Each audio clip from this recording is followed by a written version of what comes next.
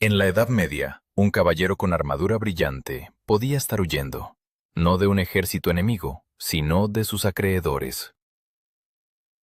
Y el campesino que supuestamente vivía encadenado al barro podía estar en ese mismo instante contratando a un abogado para demandar a su señor feudal y ganarle el juicio.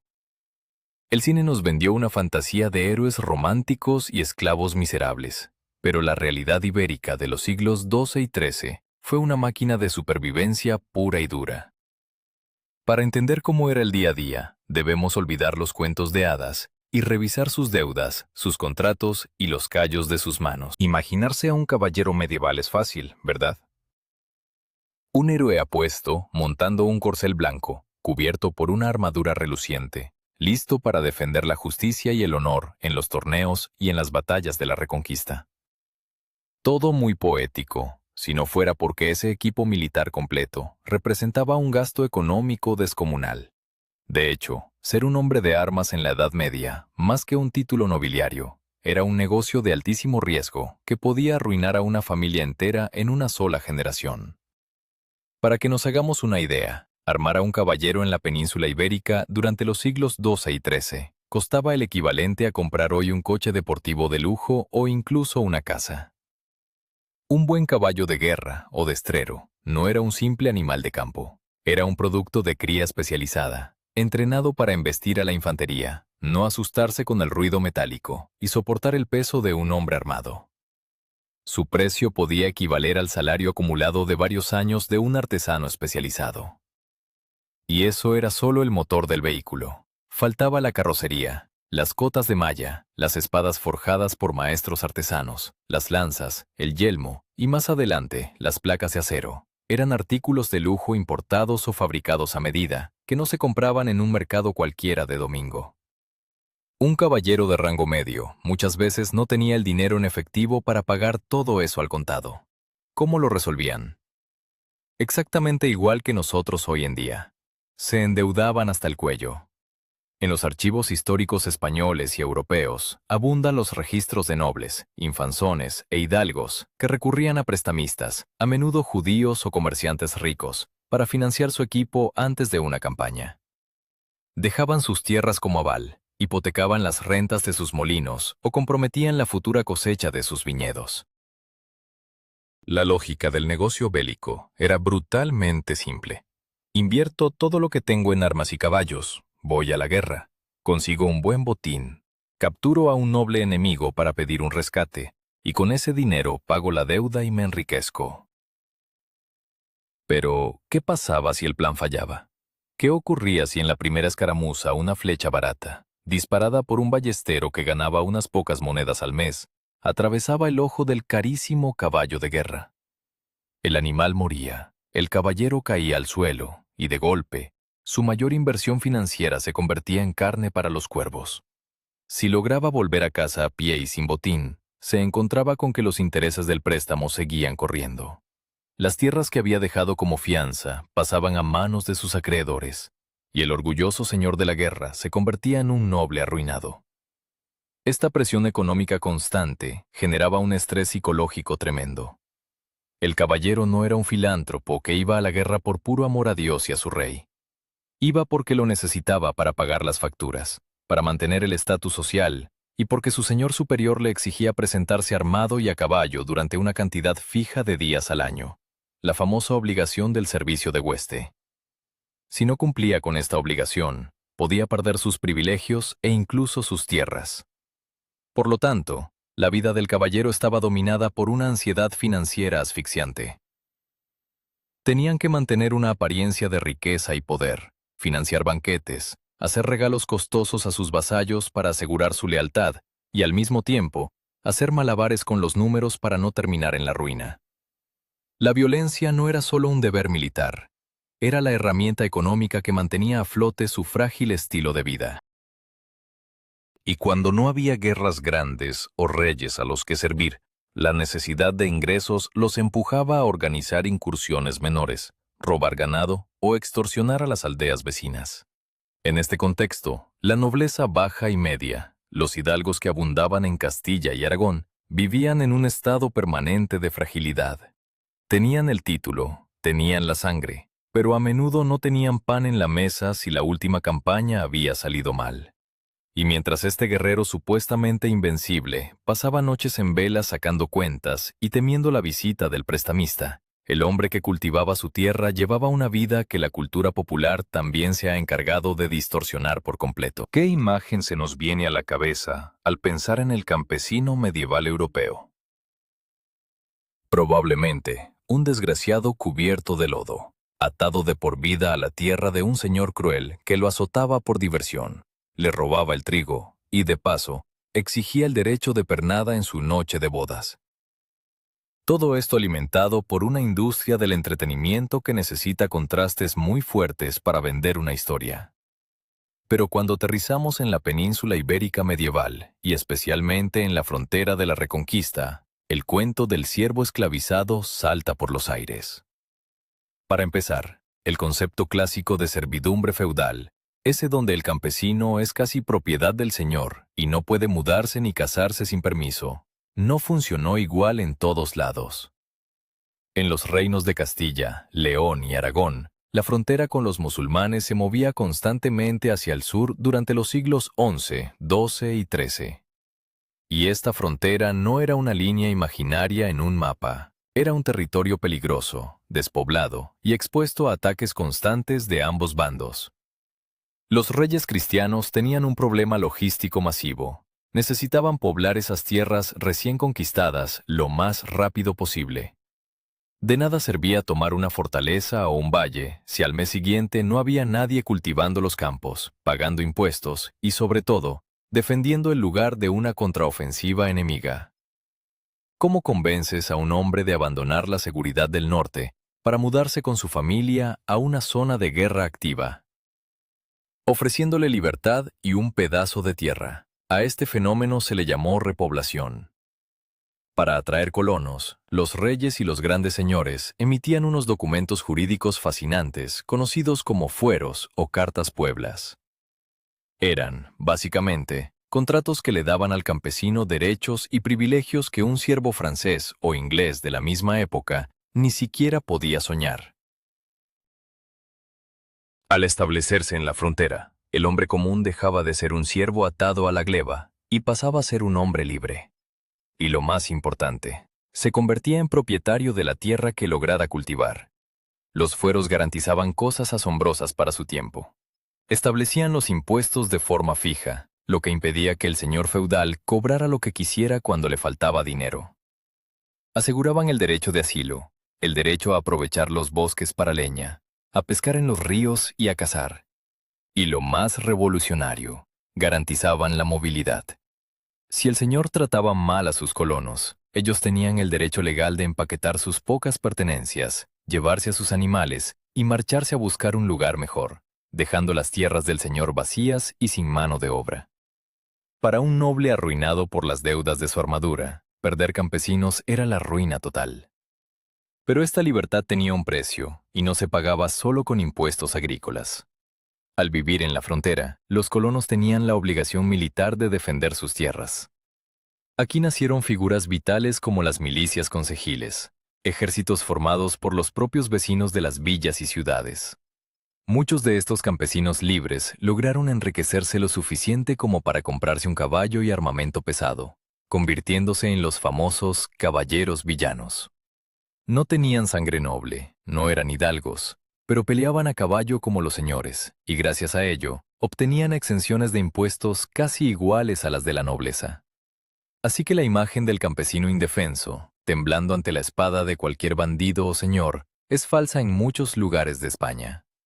Estos hombres tenían lanzas, espadas, escudos y ballestas guardados en sus casas, y sabían usarlos perfectamente. La vida era brutal y dura, sí, y el hambre era un fantasma que siempre rondaba. Pero había orgullo, sentido de comunidad y un nivel de autonomía legal que desafía todo lo que hemos aprendido en las películas. Mientras el caballero asfixiado por las deudas intentaba mantener su estatus en el castillo, el campesino fronterizo se aferraba a sus fueros y defendía su parcela con los dientes. Dos mundos paralelos, con reglas distintas, pero atados por una misma cadena invisible de supervivencia diaria. Y el ciclo de esa supervivencia comenzaba para ambos exactamente en el mismo momento, cuando el frío de la madrugada aún calaba los huesos. Cierren los ojos e intenten visualizar la primera escena de la mañana en una fortaleza medieval. Seguramente han visto películas donde el señor del castillo despierta al sol del amanecer, en una cama inmensa con dosel, sábanas blancas, rodeado de tapices cálidos y sirvientes que le llevan un desayuno humeante en bandeja de plata. La realidad, para la inmensa mayoría de los caballeros y la pequeña nobleza rural ibérica, estaba a años luz de ese hotel de 5 estrellas. El amanecer, tanto en la torre de piedra de un hidalgo en Castilla, como en la cabaña de adobe de un campesino libre en Aragón, llegaba acompañado de un frío húmedo que se te metía hasta los huesos. Los castillos no eran palacios diseñados para el confort, eran máquinas militares de piedra, construidas para resistir asedios, no para aislar el viento del invierno. Las ventanas no tenían cristales, sino contraventanas de madera pesada que dejaban colar el aire helado, y calentarlas requería quemar cantidades enormes de leña, un lujo que muchos nobles endeudados intentaban controlar. Y aunque la cama del señor solía estar elevada y rodeada de cortinas pesadas para guardar algo de calor, cuando sacaba un pie de las mantas de lana, la bofetada térmica era brutal. En la aldea, a unos pocos kilómetros colina abajo, el campesino despertaba en una realidad diferente, pero con un problema muy similar. Su casa era más pequeña, a menudo de una sola habitación grande donde dormía toda la familia. Esta proximidad, sumada a que en invierno los animales, cerdos, gallinas o tal vez una vaca, compartían parte del espacio interior, generaba un calor corporal colectivo que a veces hacía que la choza fuera más cálida que el gran salón del castillo. Eso sí, el olor a estiércol, humo de leña, sudor humano y comida rancia creaba una atmósfera densa que hoy consideraríamos insoportable. Pero volvamos a la rutina matutina. Para el noble, vestirse no era una tarea sencilla ni rápida. La ropa interior consistía en unas largas camisas de lino llamadas bragas, que llegaban casi a los tobillos y se sujetaban con cordones, sobre las cuales se ponían calzas de lana que se amarraban al cinturón. No había elásticos, no había cremalleras. Todo era a base de nudos, cintas y botones que requerían tiempo y, a menudo, la ayuda de un paje o un sirviente. Después venía la túnica, el sobreveste y el cinto donde colgaba la daga, el símbolo permanente de su estatus, incluso dentro de su propia casa. Todo este ritual, iluminado por la débil luz de una vela de sebo que apestaba a grasa animal quemada, se hacía en relativo silencio. Mientras tanto, el campesino ya estaba en pie antes de que el sol asomara en el horizonte. Su vestimenta era infinitamente más práctica. Camisa de lino áspero o cáñamo, calzas gruesas de lana, una túnica sencilla y, sobre todo, un buen par de zapatos de cuero duro o zuecos de madera si el suelo estaba embarrado. No perdía tiempo con botones de plata ni cintas de seda. Se echaba agua fría en la cara si el arroyo o el pozo no estaban congelados. Se persignaba rápidamente frente a un pequeño altar casero o una cruz tallada en la pared y se comía un trozo de pan duro que había sobrado de la noche anterior. Quizás lo acompañaba con un trago de vino aguado o cerveza floja, porque el agua sola, sin hervir, era una ruleta rusa para el estómago. Curiosamente, el caballero tampoco desayunaba huevos revueltos con tocino y jugo de naranja. En la Edad Media, el concepto de desayuno apenas existía como comida formal. La Iglesia desaconsejaba comer antes de la misa matutina, considerándolo un pecado de gula temprana. Así que el señor, tras vestirse y escuchar una misa rápida oficiada por el capellán del castillo, rompía el ayuno con pan mojado en vino, quizás un poco de queso viejo y carne fría. Era combustible rápido para empezar la jornada. A las 6 o 7 de la mañana, dependiendo de la estación del año, ambos hombres ya estaban funcionando.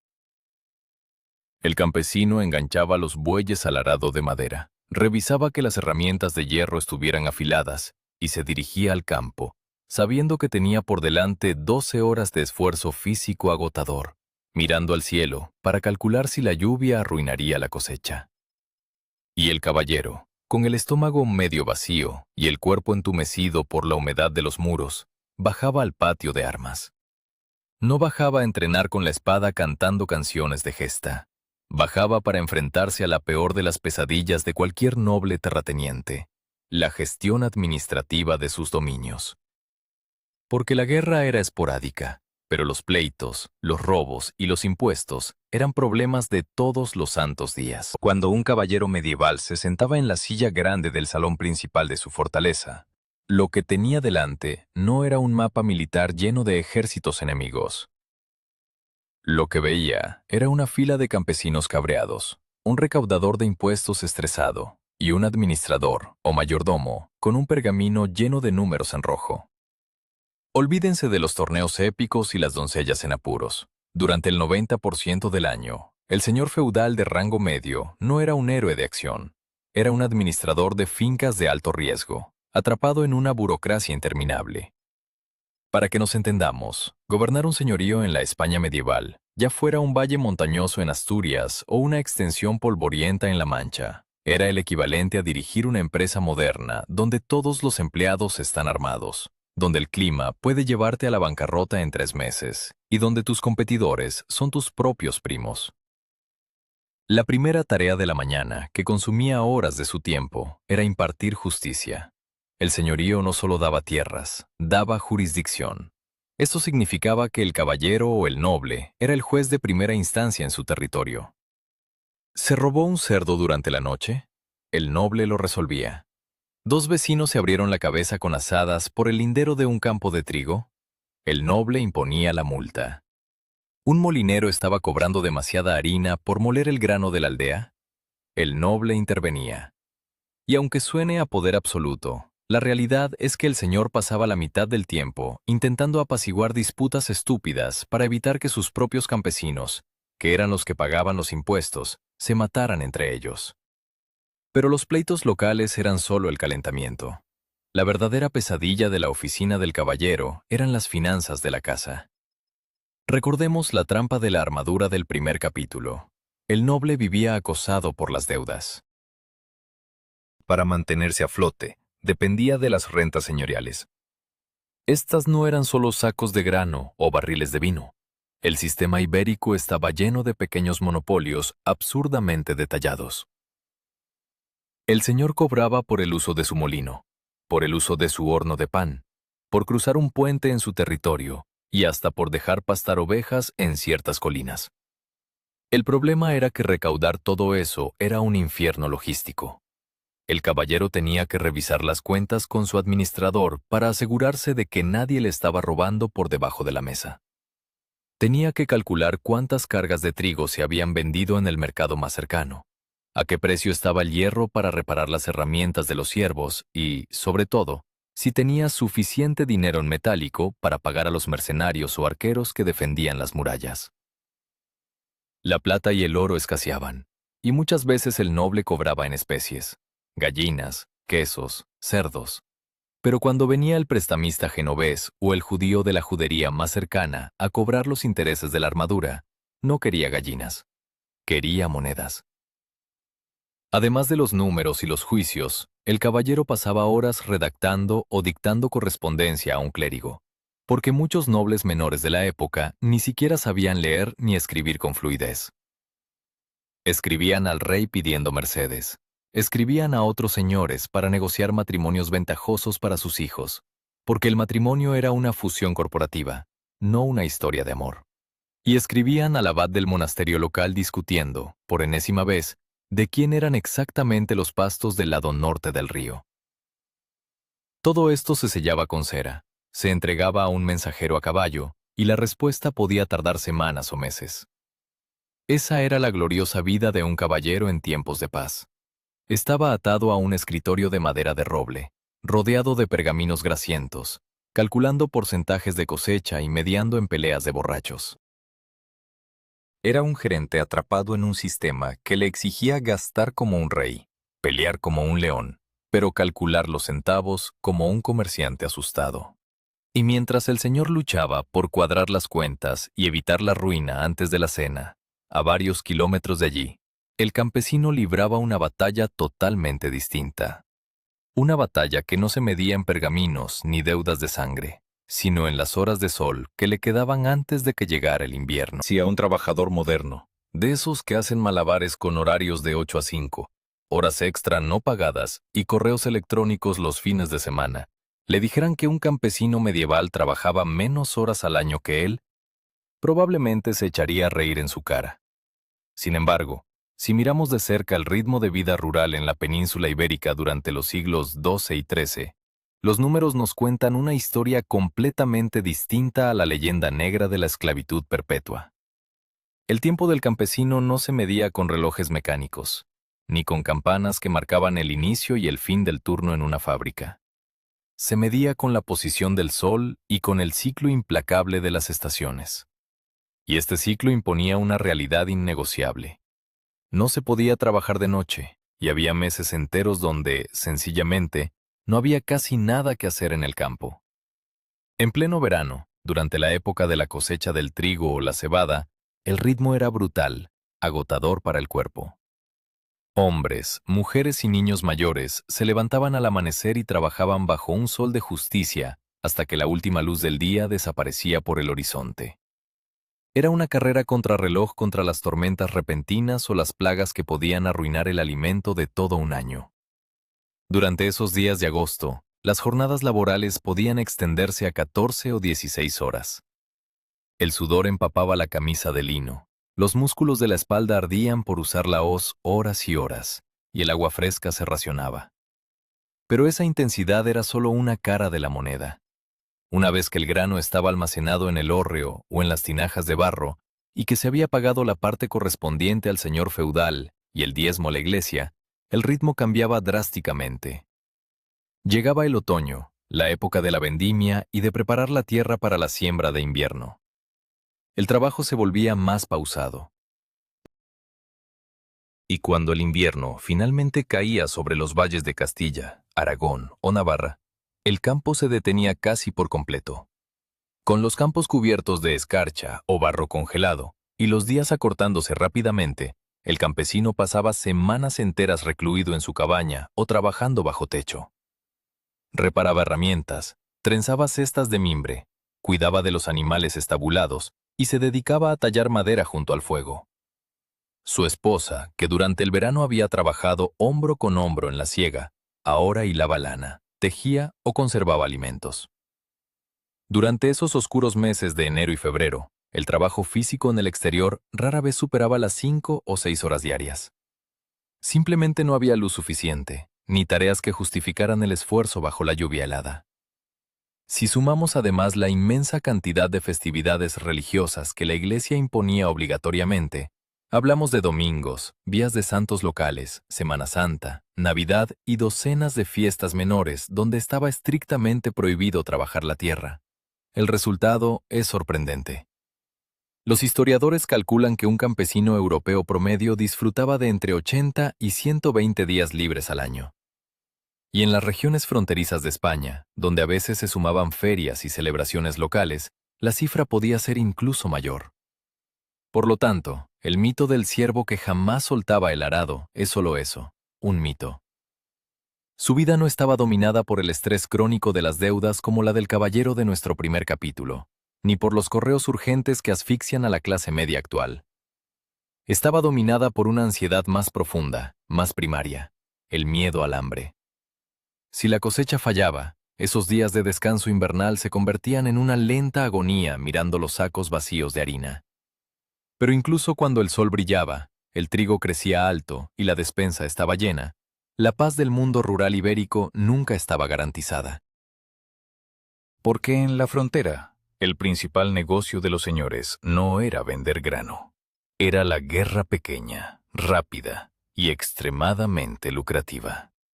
Una guerra donde no se conquistaban ciudades enteras, sino que se robaban vacas en mitad de la noche. Y para ese trabajo sucio, el noble no iba solo. Necesitaba a sus campesinos. Si miramos los cuadros del siglo XIX sobre la reconquista española, Veremos reyes imponentes alzando espadas al cielo, ejércitos inmensos chocando en llanuras y estandartes ondeando heroicamente. Pero la guerra diaria en los reinos peninsulares durante la Edad Media no se parecía en nada a la batalla de las Navas de Tolosa. La cruda realidad es que las grandes batallas campales eran raras, carísimas y extremadamente arriesgadas. Los reyes y los nobles las evitaban a toda costa.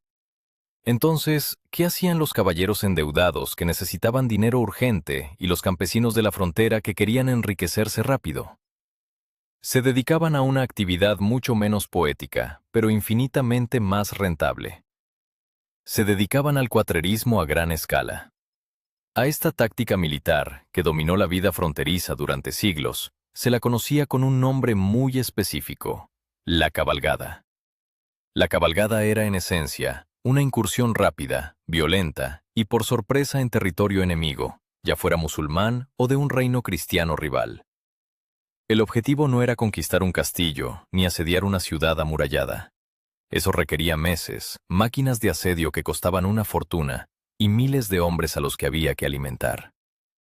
El objetivo de una cabalgada era cruzar la frontera al amparo de la noche, cabalgar 20 o 30 kilómetros, saquear una aldea mal defendida, robar todo el ganado posible, secuestrar a los habitantes para pedir rescate y volver a territorio seguro antes de que las tropas locales pudieran reaccionar. Pensemos en la logística de este negocio. Un caballero de baja nobleza o un hidalgo no necesitaba un ejército nacional para organizar una cabalgada. Solo necesitaba convocar a sus vasallos, a los campesinos libres armados de su zona, los llamados caballeros villanos, y a un buen grupo de peones con lanzas y ballestas. Firmaban acuerdos previos, como si fueran a montar una empresa comercial moderna, estableciendo exactamente qué porcentaje del botín le tocaría a cada hombre según su rango y el equipo que aportaba. El que llevaba caballo y cota de malla se llevaba más parte que el peón que iba a pie con un hacha. El factor sorpresa lo era todo. Avanzaban en silencio, evitando los caminos principales y los castillos de vigilancia. Cuando llegaban a la aldea objetivo, golpeaban rápido. Robaban ovejas, vacas, caballos de carga y, sobre todo, cautivos. El secuestro express era una industria brutal, pero completamente normalizada en la época. Si atrapaban a un campesino enemigo, lo vendían como esclavo o exigían un pequeño rescate a su familia. Si tenían la suerte de atrapar a alguien importante, como un mercader rico o el familiar de un noble local, la recompensa podía sacar de deudas a toda la expedición. Y aquí es donde el mito del héroe cristiano luchando exclusivamente por la fe se desmorona. Las cabalgadas no entendían de religión tanto como de rentabilidad. Muchas veces, señores cristianos atacaban tierras de otros reyes cristianos con los que tenían disputas fronterizas, o señores musulmanes hacían exactamente lo mismo entre ellos o contra los cristianos. El botín se dividía meticulosamente al volver a la base, apartando siempre la parte correspondiente al rey, llamada el quinto real. Lo que quedaba se vendía en ferias locales, donde los intermediarios hacían su agosto comprando ganado robado a bajo precio. Para el campesino fronterizo, participar en una cabalgada exitosa era la oportunidad de su vida.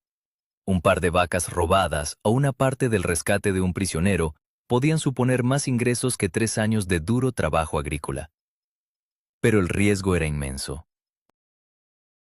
Si la incursión era interceptada, el caballero perdía su caballo, su costosa armadura y a menudo su libertad, acabando él mismo en una mazmorra a la espera de un rescate que hundiría a su familia. El campesino a pie, por su parte, solía llevarse la peor parte, una lanza en el pecho o la esclavitud al otro lado de la frontera. Era el salvaje oeste de la Europa medieval, una economía basada en el asalto relámpago, la adrenalina y el robo de ganado, donde la violencia se justificaba como un deber militar o religioso. Y hablando de religión, en medio de esta frontera caótica y sangrienta, surgieron unos hombres que decidieron que esta forma de vida no solo era rentable, sino sagrada.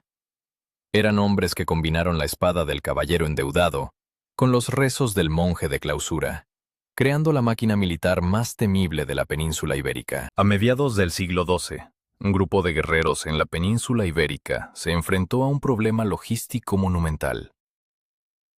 Defender la frontera sur de Castilla contra el Imperio Almohade, una potencia militar musulmana temible que avanzaba desde el norte de África, no era un trabajo para milicias campesinas a tiempo parcial, ni para caballeros nobles endeudados que solo cumplían sus 40 días de servicio anual y luego se iban a casa a cobrar las rentas. Hacía falta un ejército permanente, fanático, profesional y dispuesto a morir en la primera línea sin exigir un salario mensual. La solución que encontraron transformó para siempre la estructura del poder medieval en España, la creación de las órdenes militares autóctonas. Los monjes con espadas. Las más famosas, Santiago, Calatrava y Alcántara, no eran copias exactas de los templarios franceses, sino organizaciones adaptadas a la brutal realidad ibérica. Para entender la vida de un caballero de la Orden de Calatrava, por ejemplo, debemos borrar de nuestra mente la imagen del noble que vimos en los primeros capítulos. Este hombre no tenía que preocuparse por las deudas de su armadura, ni por las cosechas de sus campos, pero el precio que pagaba por esa estabilidad financiera era su propia libertad personal. Al entrar en la orden, hacía votos de pobreza, castidad y obediencia, exactamente igual que un monje cisterciense en un convento perdido en las montañas. Su día no comenzaba con la gestión administrativa de sus siervos, sino a medianoche.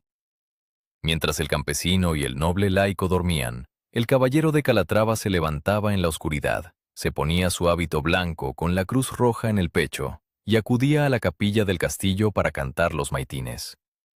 Rezaba varias veces al día, ayunaba rigurosamente durante largas temporadas y dormía en dormitorios comunitarios, siempre vestido y con la espada al alcance de la mano. El silencio era la norma en el comedor y en los pasillos de las imponentes fortalezas que controlaban, verdaderas ciudades militares diseñadas para resistir asedios de meses. Pero a diferencia de los monjes comunes, estos hombres dedicaban sus horas de luz al entrenamiento militar más duro de la época. Eran tropas de élite, la fuerza de choque de los reyes cristianos.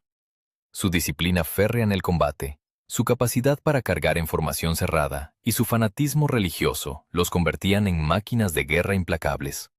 Para ellos, morir en batalla luchando contra los infieles no era una desgracia financiera ni el fin de un linaje aristocrático, sino un billete directo al paraíso prometido, asegurado por las bulas papales.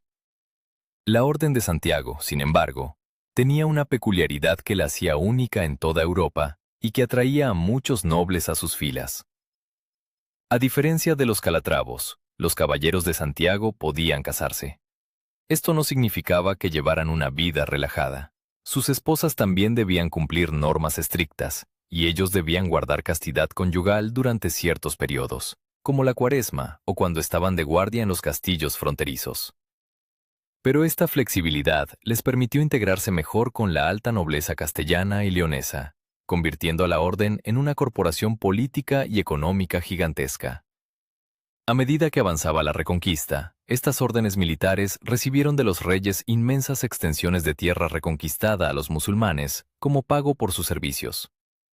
Y con la tierra llegaron los castillos, los rebaños incalculables de ovejas que transitaban por las cañadas reales y, por supuesto, cientos de miles de campesinos que pasaron a ser sus vasallos. De pronto, el caballero Freire, el monje soldado, se convirtió en administrador de encomiendas riquísimas. Y aquí surge una de las mayores paradojas de la frontera medieval. Estos caballeros fanáticos que dedicaban su vida a expulsar al Islam de la península, se encontraron de la noche a la mañana siendo los dueños y señores de miles de campesinos que seguían rezando 5 veces al día en dirección a la Meca. La Cruz y la Media Luna iban a tener que sentarse a negociar contratos de arrendamiento, porque si algo entendían las órdenes militares, era que un campo sin cultivar no paga diezmos ni alimenta ejércitos. Cuando las tropas de los reyes cristianos y las órdenes militares conquistaban una ciudad o un valle fértil en el sur de la península ibérica, la historia oficial nos dice que la Cruz reemplazaba a la Media Luna y todos vivían felices o eran expulsados. Pero la economía medieval no funcionaba con cuentos de victorias absolutas.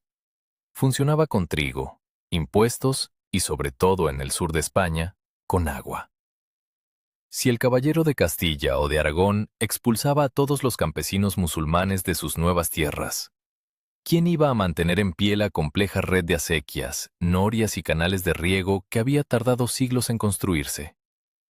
La respuesta fue un pacto brutalmente pragmático.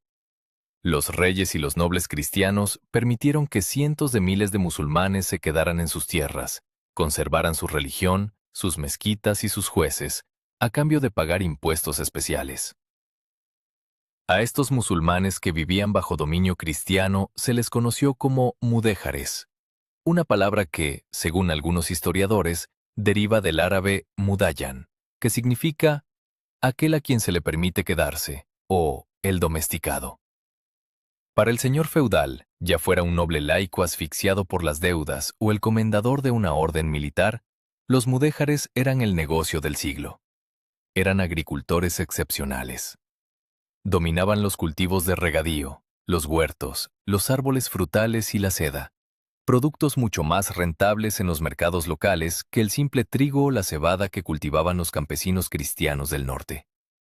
Además, como no eran cristianos, se les podía exprimir con impuestos más altos. Y a diferencia de los colonos del norte, que llegaban con sus fueros bajo el brazo exigiendo derechos y amenazando con irse si los trataban mal, el campesino mudéjar era una población vencida, sin a dónde huir fácilmente.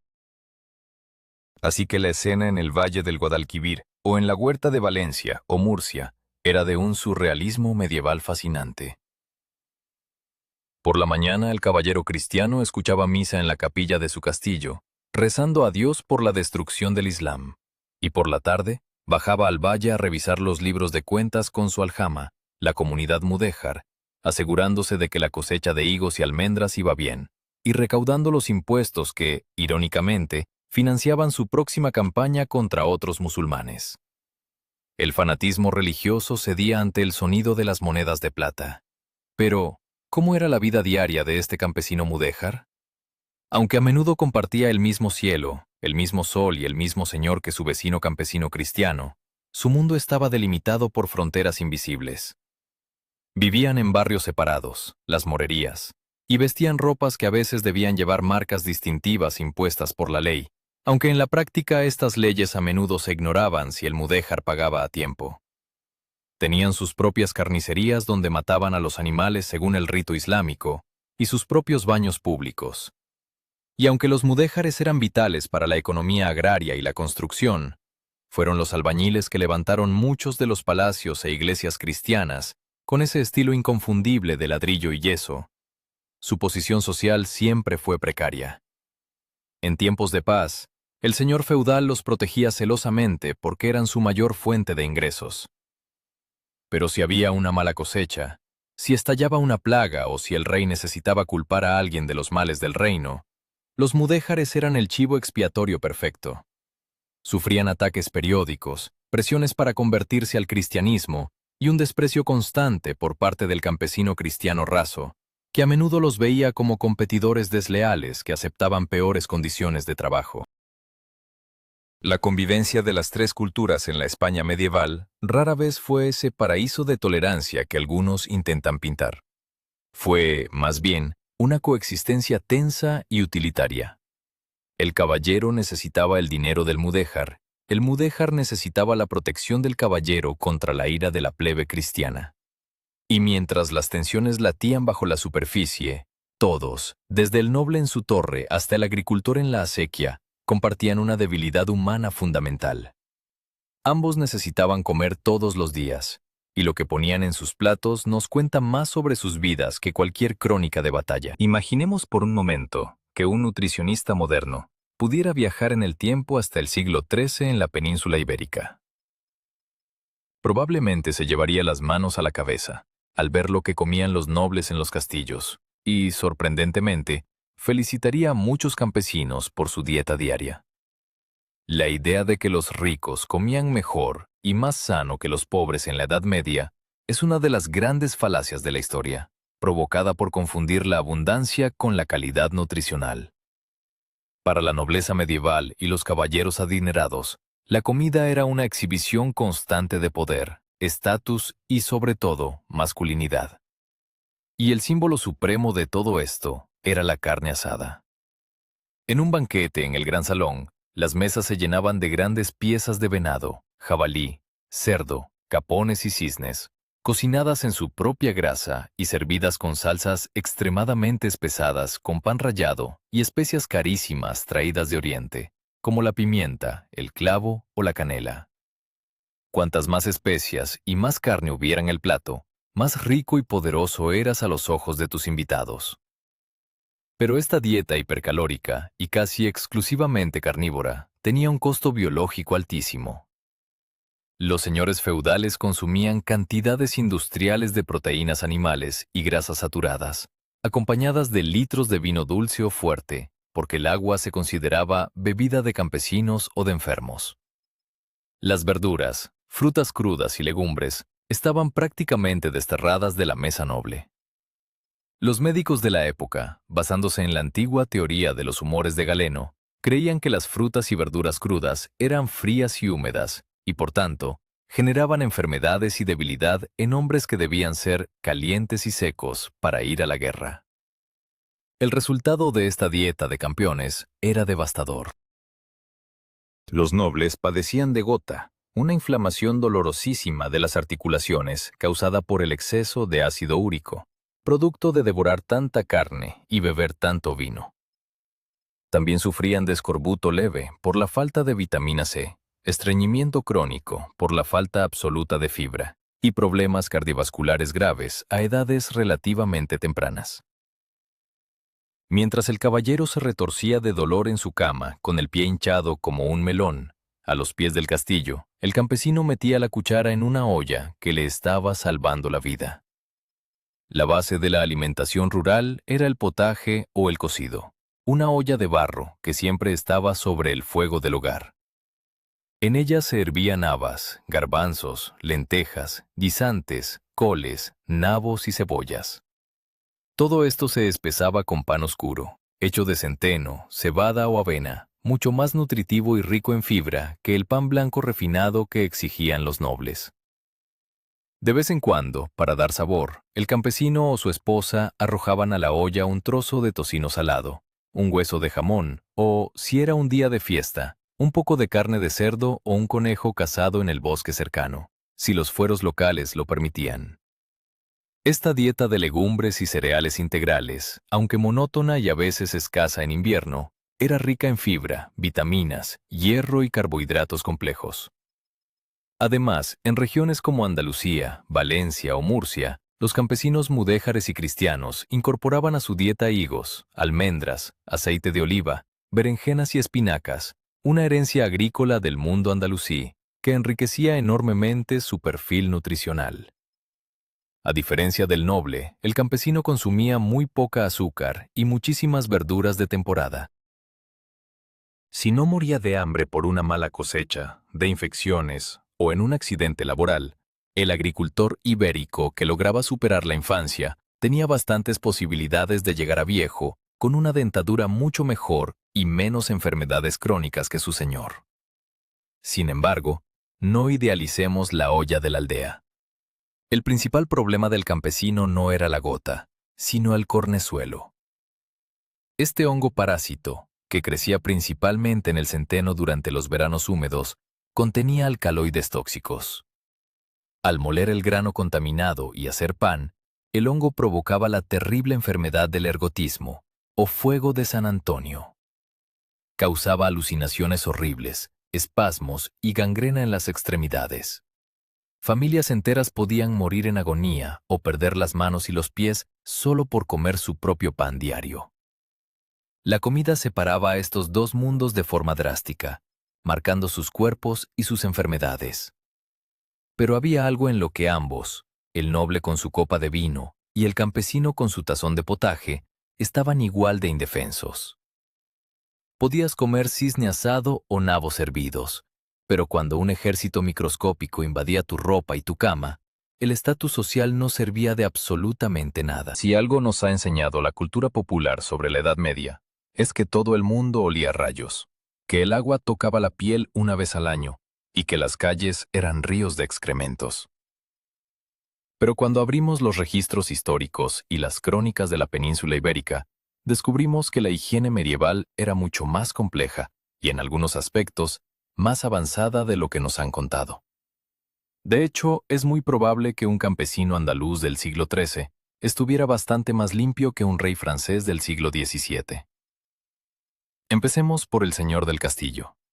Para la nobleza, el baño era un evento social y un lujo, no un simple trámite rápido por la mañana. Los grandes castillos tenían bañeras de madera forradas de tela en su interior para evitar las astillas, y llenarlas requería un esfuerzo logístico enorme. Los sirvientes debían acarrear decenas de cubos de agua desde el pozo, calentarlos en grandes calderos sobre el fuego y perfumar el agua con hierbas aromáticas como lavanda o romero. Como el proceso era tan caro en leña y trabajo humano, el caballero y su familia no se bañaban por inmersión todos los días. Sin embargo, esto no significa que fueran sucios. La higiene diaria del noble consistía en lavarse la cara, las manos y la boca con jarras de agua y palanganas, y frotarse el cuerpo con paños de lino húmedos. El problema real de la nobleza no era la falta de agua, sino la ropa. Llevaban capas y capas de telas pesadas, lanas gruesas, sedas y terciopelos que no se podían lavar con facilidad sin arruinarlos. Las pulgas, los piojos y las chinches anidaban en las costuras de esas ropas carísimas y en los tapices que decoraban las frías paredes de piedra del castillo. El caballero podía oler a perfume y especias, pero por debajo de la seda, los parásitos organizaban banquetes en su piel. Ahora bajemos a la aldea. ¿Era el campesino esa criatura cubierta de barro incrustado que vemos en las películas? Rotundamente no. Para empezar, el agricultor que pasaba 12 horas sudando en el campo durante el verano no se metía en la cama de esa manera. Aunque no tuviera una bañera de madera forrada, tenía algo mucho mejor: el río o el arroyo local. Durante los meses cálidos, zambullirse en el agua corriente era una práctica habitual al final del día. Y en invierno, el aseo rápido con un cubo de agua fría o templada y un trozo áspero de lino era la norma antes de acercarse al fuego del hogar. Su ventaja principal, paradójicamente, era su pobreza. El campesino vestía ropa de lino o cáñamo sin teñir, telas resistentes que soportaban ser frotadas con fuerza, hervidas en ceniza y secadas al sol. Al poder lavar su ropa interior con mayor frecuencia y agresividad que las sedas del noble, mantenía a raya a los parásitos mucho mejor. Pero donde la higiene ibérica realmente brillaba frente al resto de Europa era en la herencia de Al-Ándalus. En los territorios recién conquistados del sur y Levante, los cristianos no destruyeron los baños públicos musulmanes, los famosos hammams. Al contrario, los copiaron, los mantuvieron funcionando e incluso los reyes cristianos financiaron la construcción de nuevos baños de vapor en ciudades como Toledo o Sevilla. Ir al baño público no era exclusivo de los mudéjares. Los cristianos acudían a sudar, a que les rasparan la piel muerta con guantes ásperos y a relajarse. Era un punto de encuentro social donde, por unas horas, el agua caliente igualaba a la gente, aunque los horarios estaban estrictamente separados por sexos y religiones. Aún así, por mucho que te lavaras o te cambiaras la camisa, cuando la enfermedad golpeaba de verdad, el resultado dependía de la suerte más que del jabón. Si un campesino se cortaba profundamente en la pierna con una guadaña, su destino solía ser una infección letal tratada con cataplasmas de telarañas y rezos. Si el noble contraía una infección similar por un flechazo en una cabalgada, podía permitirse llamar a un médico judío o cristiano educado en las universidades, quien aplicaría ungüentos árabes y le sangraría para equilibrar sus humores. Irónicamente, el médico universitario solía debilitar aún más al noble con sanguijuelas, acelerando su muerte, mientras que el campesino que lograba sobrevivir desarrollaba cicatrices brutales, pero continuaba su vida. La salud, como todo en la Edad Media, era una lotería macabra. Y aunque el cuerpo físico podía pudrirse por igual en un palacio que en una choza, el cuerpo social funcionaba de otra manera. Cuando la injusticia no provenía de una bacteria, sino de una orden del rey, La defensa requería armas que no estaban hechas de acero. Pensemos en la escena típica de la justicia medieval. Un señor feudal montado a caballo, rodeado de guardias armados, señalando con el dedo a un campesino aterrorizado y condenándolo a la horca en el acto por robar un saco de trigo. Un guión perfecto para Hollywood, pero que en la península ibérica de los siglos XII y XIII habría terminado, muy probablemente, con el caballero recibiendo una citación judicial sellada por el rey y enfrentándose a una multa que lo dejaría en bancarrota. Porque la verdadera arma del campesino ibérico, su escudo contra la tiranía local, no era una vieja espada oxidada escondida bajo el heno. Era la burocracia. Como vimos al principio, los campesinos de las zonas de repoblación no eran esclavos. Estaban organizados en consejos, unas asambleas vecinales o cabildos, donde todos los cabezas de familia de una aldea o villa se reunían, normalmente a la salida de misa los domingos, para debatir los problemas de la comunidad. Estos consejos no eran simples reuniones de quejas al aire libre. Eran entidades jurídicas con poder real. Tenían su propio sello, sus propios fondos recaudados a través de multas e impuestos locales, y lo más aterrador para cualquier noble arrogante, tenían la capacidad legal de contratar abogados. Cuando un señor feudal intentaba abusar de sus poderes, por ejemplo, subiendo el impuesto por usar su molino, reclamando tierras comunales que pertenecían al pueblo, o exigiendo más días de trabajo gratuito de los estipulados en los fueros, el consejo no organizaba una revuelta campesina con antorchas. Eso era un suicidio. Lo que hacían era enviar procuradores letrados, hombres educados en derecho en universidades incipientes como Salamanca o Bolonia, a presentar una demanda formal ante las chancillerías reales o los tribunales del rey. La justicia de la monarquía castellana y aragonesa veía con muy buenos ojos estos pleitos. ¿Por qué?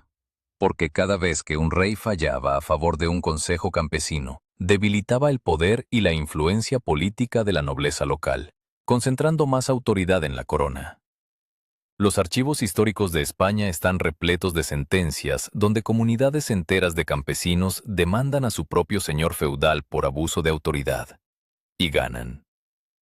Y ganar no significaba solo una disculpa, significaba que el noble tenía que devolver el dinero, pagar los costes del juicio y, en algunos casos extremos, perder temporalmente los derechos sobre esa tierra.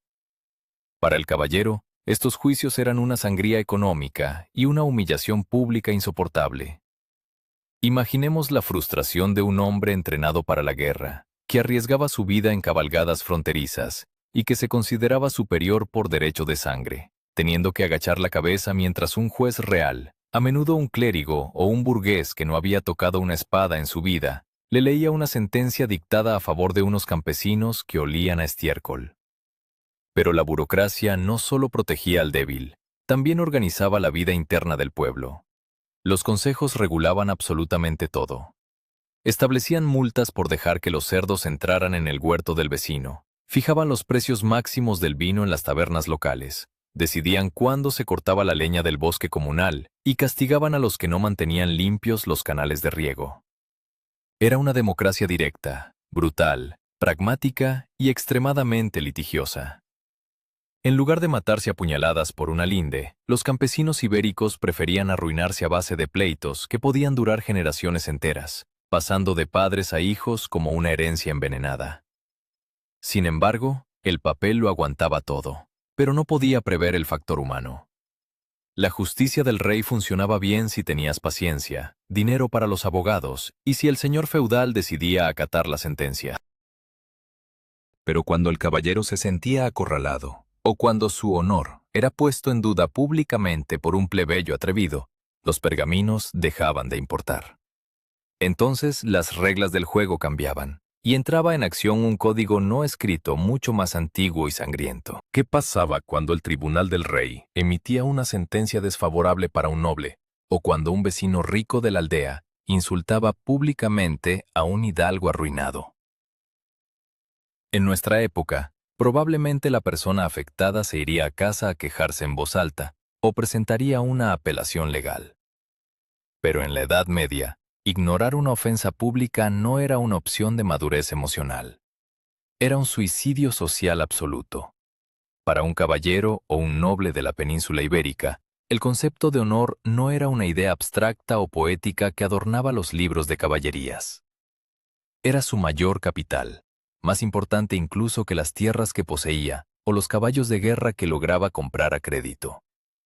El honor era la reputación, el respeto que imponía su linaje, la garantía de que su palabra valía oro a la hora de pedir un préstamo a un judío en Toledo o de firmar una alianza militar con otro señor.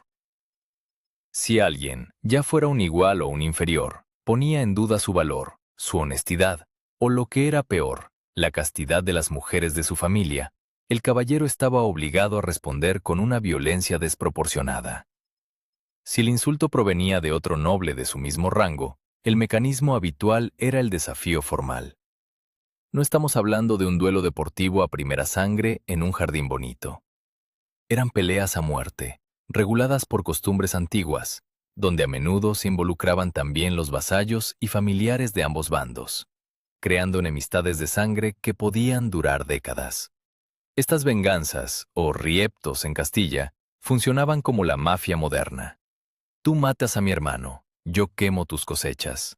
Tú quemas mis molinos, yo asesino a tus vasallos más valiosos. Y aquí es donde el campesino se llevaba la peor parte. Los siervos y colonos eran considerados propiedad económica del señor feudal, o al menos su fuerza productiva vital. Cuando dos nobles se declaraban la guerra privada por una cuestión de honor, no solían enfrentarse solos en un campo abierto. Lo más efectivo para arruinar al rival era destruir su fuente de ingresos, es decir, masacrar a sus campesinos, quemar sus graneros en pleno invierno y robar su ganado. El agricultor pacífico que había ganado un pleito legal en el capítulo anterior podía verse envuelto, de la noche a la mañana, en una matanza sin sentido, simplemente porque su señor se había ofendido en un banquete. Pero la presión de la violencia no solo aplastaba al noble. El campesino, en su propio nivel social, también vivía sometido a reglas estrictas de honor local. Las tabernas y las asambleas del consejo eran hervideros de tensión donde un exceso de vino frecuentemente desembocaba en navajazos. Si un hombre de la aldea acusaba a otro de ser un ladrón o de acostarse con su mujer, el conflicto rara vez se resolvía con un simple perdón. Las heridas por armas blancas eran la principal causa de mortalidad masculina no natural en las aldeas medievales ibéricas, por encima de las guerras oficiales o las grandes batallas. Ambos mundos, el del castillo y el de la cabaña, estaban enfermos de una masculinidad tóxica y brutal, impulsada por un código social que premiaba la agresividad y castigaba la cobardía o la conciliación pacífica con el destierro social. El estrés constante de tener que demostrar el valor físico, de proteger a la familia con sangre y de responder a cada provocación, generaba un nivel de ansiedad que hoy clasificaríamos como trastorno de estrés postraumático crónico. Toda esta tensión acumulada durante meses, de pleitos, malas cosechas, deudas asfixiantes y amenazas de muerte por miradas cruzadas en la plaza del pueblo, requería una válvula de escape urgente. Si la sociedad medieval no hubiera diseñado un sistema para liberar esta presión de forma periódica y controlada, se habría destruido a sí misma en una espiral de violencia interna. Y esa válvula no estaba en los juzgados reales ni en los campos de batalla. Estaba escondida en el calendario de la iglesia. Después de meses de pleitos por un molino, deudas asfixiantes con prestamistas genoveses, miedo constante a perder la cosecha por una tormenta de verano y tensiones de honor que podían acabar en un navajazo en la plaza del pueblo, la sociedad ibérica medieval necesitaba respirar. Si la Iglesia no hubiera inventado un sistema de pausas obligatorias, la tasa de homicidios por estrés y el agotamiento físico habrían colapsado el reino entero. Como vimos en el 5º capítulo, el año agrícola ya imponía sus propios ritmos naturales, pero la religión aportaba la verdadera excusa legal para dejar caer las herramientas. Los domingos estaban estrictamente blindados contra el trabajo físico, bajo pena de multas severas impuestas por el consejo local o el propio sacerdote. A esto se sumaban decenas de días festivos, el día del santo patrón de la aldea, la Pascua, la Navidad, Pentecostés y las ferias anuales de ganado. En total, el campesino de Castilla o Aragón tenía garantizado por la burocracia divina que casi un tercio del año no pisaría el campo para trabajar. ¿Y qué hacía el hombre común cuando el cura daba por terminada la misa de la mañana en el día grande del pueblo? Iba directamente a la taberna, que a menudo no era un edificio separado, sino la casa del vecino que había elaborado la mejor cerveza o tenía el excedente de vino del año anterior, señalizada simplemente con una rama verde sobre la puerta. La taberna era el centro neurálgico de la evasión rural. Allí, rodeado de humo, jarras de barro, dados trucados y prostitutas toleradas por la moral relajada de la época, el campesino gastaba sus pocas monedas en olvidar el barro, el frío de su cabaña y al señor feudal que acababa de demandar. Las ferias y romerías no eran reuniones piadosas y silenciosas, eran explosiones de ruido, color, comercio y desenfreno. Juglares ciegos cantaban romances escabrosos o crónicas exageradas de la última batalla fronteriza contra los musulmanes. Acróbatas, domadores de osos famélicos y vendedores de reliquias falsas, como astillas de la cruz de Cristo, que misteriosamente aparecían en cada mercado de Europa, llenaban las calles de polvo y gritos. Era el momento de vender un par de corderos, comprar una cinta de seda barata para la esposa y beber hasta caer inconsciente. Mientras tanto, a unos pocos kilómetros de distancia, en la sala grande del castillo, el señor feudal organizaba su propia versión de la evasión, el banquete. Pero no nos engañemos, para el caballero endeudado, un banquete rara vez era pura diversión relajada. Era una herramienta política carísima. Invitar a sus vasallos, a otros nobles vecinos y quizás a un obispo, significaba abrir las despensas, matar a sus mejores cerdos, descorchar barriles de vino importado y contratar músicos profesionales. El noble tenía que aparentar una riqueza que probablemente no tenía, para mantener intacto su honor y asegurar alianzas que lo protegerían en la próxima escaramuza.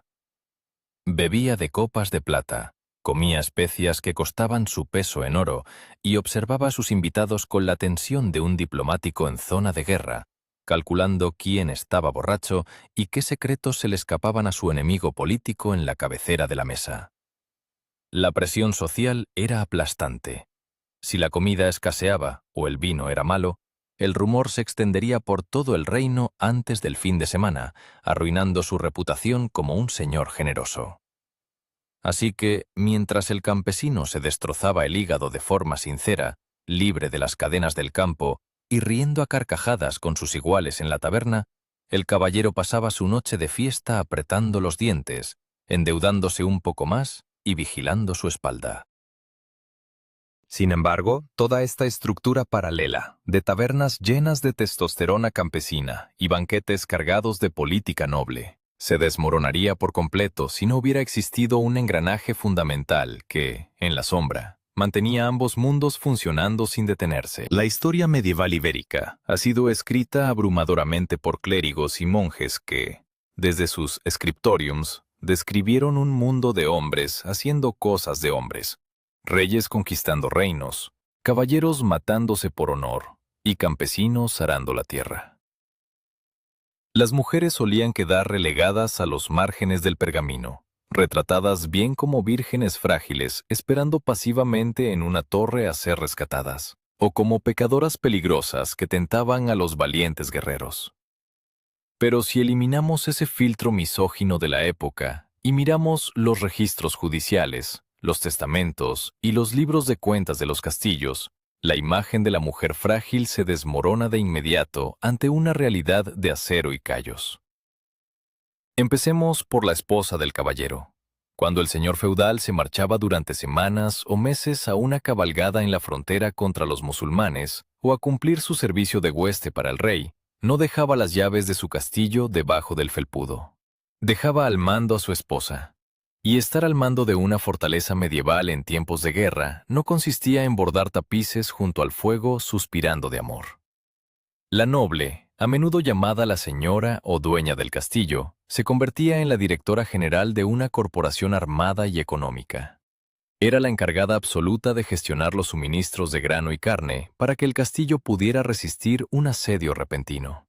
Revisaba minuciosamente las cuentas con el administrador, asegurándose de que los molinos pagaran la renta y de que ningún vecino campesino robara leña del bosque señorial. Y lo más impactante para la mentalidad moderna, en ausencia de su marido, era ella quien tomaba decisiones estratégicas sobre la guarnición militar, organizando las guardias en las murallas y, si era necesario, liderando la defensa del recinto. Hay numerosas crónicas de mujeres nobles en la península ibérica, como María de Molina, que defendieron ciudades y castillos con armadura y espada, negociando rescates y ordenando ejecuciones de traidores sin pestañear. Su poder derivaba del estatus de su linaje y del concepto de que, al casarse, ella y su marido formaban una unidad económica indivisible.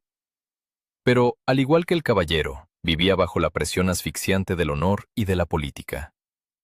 Su principal deber biológico y social era dar a luz a un heredero varón que asegurara el apellido y las tierras, una tarea extremadamente peligrosa en una época donde las hemorragias posparto o las infecciones, las temibles fiebres puerperales, mataban a una proporción aterradora de mujeres de todas las clases sociales. Si bajamos de la torre de homenaje a la aldea campesina, nos encontramos con una mujer cuya vida era diferente, pero igual de esencial para la supervivencia del sistema.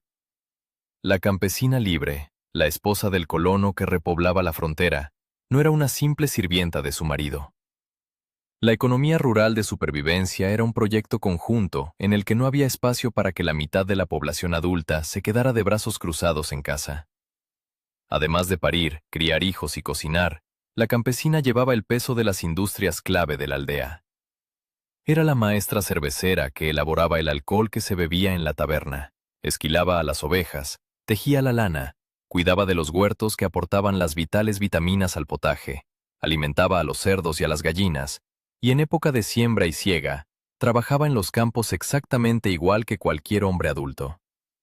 Es cierto que, a nivel legal, las mujeres medievales estaban bajo la tutela de sus padres o de sus maridos, y no podían votar en los consejos que tomaban las grandes decisiones de la aldea.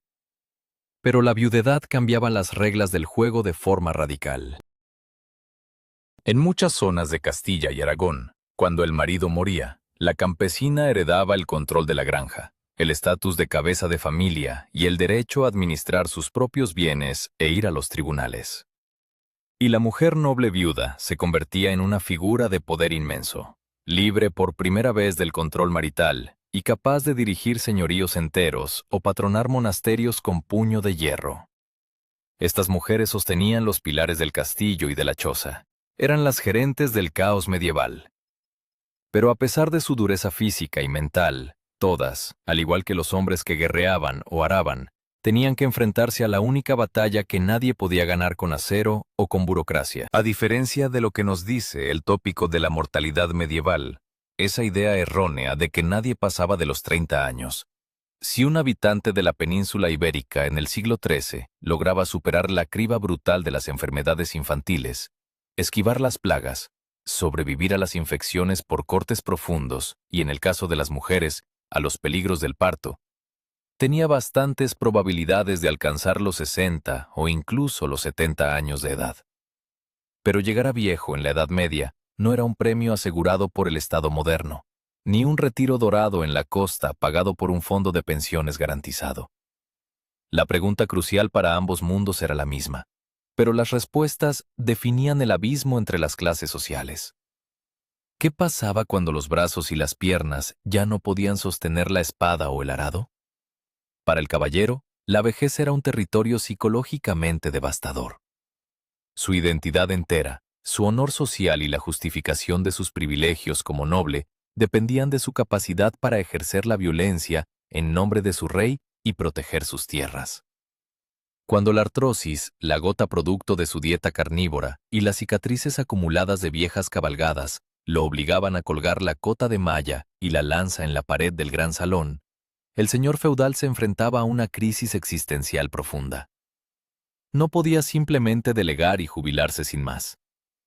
La presión de mantener el patrimonio familiar frente a la codicia de sus propios vecinos, de los usureros que siempre acechaban sus deudas y de sus propios hijos ambiciosos, era constante.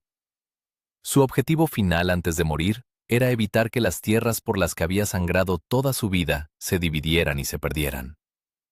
Por eso, El caballero pasaba sus últimos años obsesionado con los matrimonios ventajosos de sus herederos, la creación de mayorazgos que unieran la propiedad a un solo hijo varón, y sobre todo, buscando el perdón divino. Temiendo por su alma después de una vida de saqueos fronterizos, juicios amañados y violencia justificada, el noble envejecido solía donar parte de sus riquezas, molinos o rentas a monasterios locales, comprando misas perpetuas para no arder en el purgatorio, lo que irónicamente reducía la herencia de los mismos hijos a los que había intentado proteger. En el mundo rural, sin embargo, el final de la vida laboral se gestionaba de una forma mucho más pragmática y terrenal, basada en contratos que hoy nos resultarían asombrosamente modernos. El campesino libre que poseía sus tierras o tenía derechos de uso heredados bajo un fuero, sabía exactamente cuándo su cuerpo no daba más de sí para soportar 14 horas diarias de cosecha bajo el sol abrasador de agosto. Y aquí es donde entraba en juego lo más parecido a una pensión de jubilación medieval. Cuando los padres envejecían, no se marchaban de la aldea ni se quedaban tirados en el barro. En muchas regiones del norte y centro peninsular, se redactaban documentos notariales ante los clérigos locales o el consejo, en los que el campesino viejo cedía formalmente la casa, las herramientas, los animales de tiro y la titularidad de los campos a uno de sus hijos, normalmente el que se quedaba en la aldea.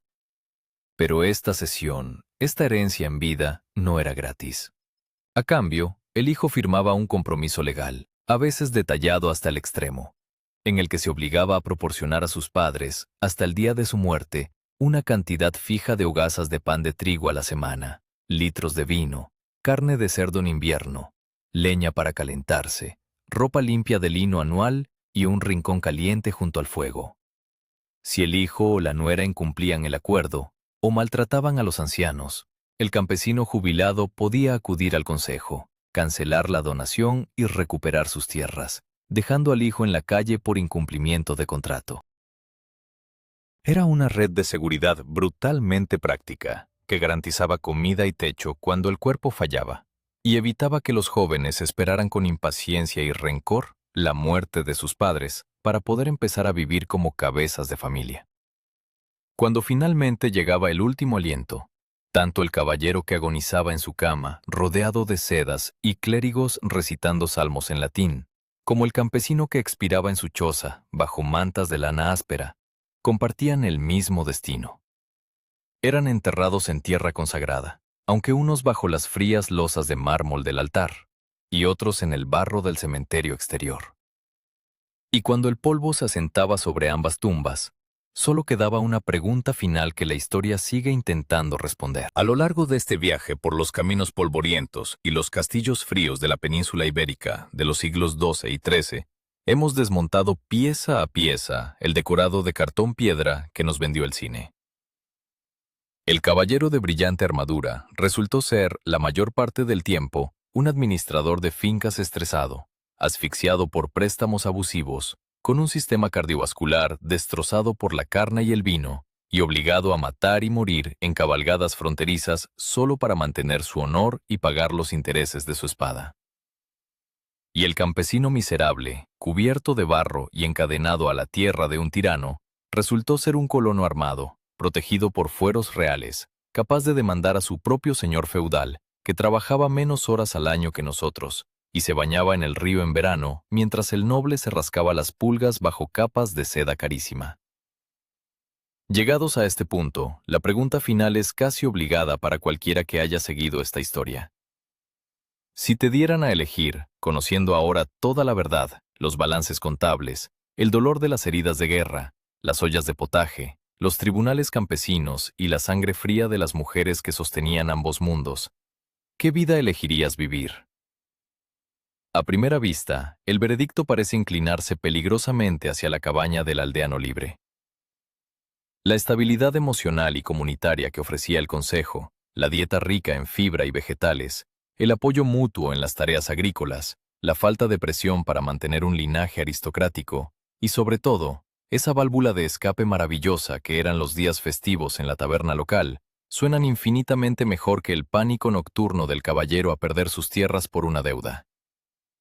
El campesino, con todas las de la ley, vivía sometido al clima y al hambre, sí. Pero el noble vivía sometido a otros hombres, a su propio orgullo tóxico y a las exigencias imposibles de una guerra interminable.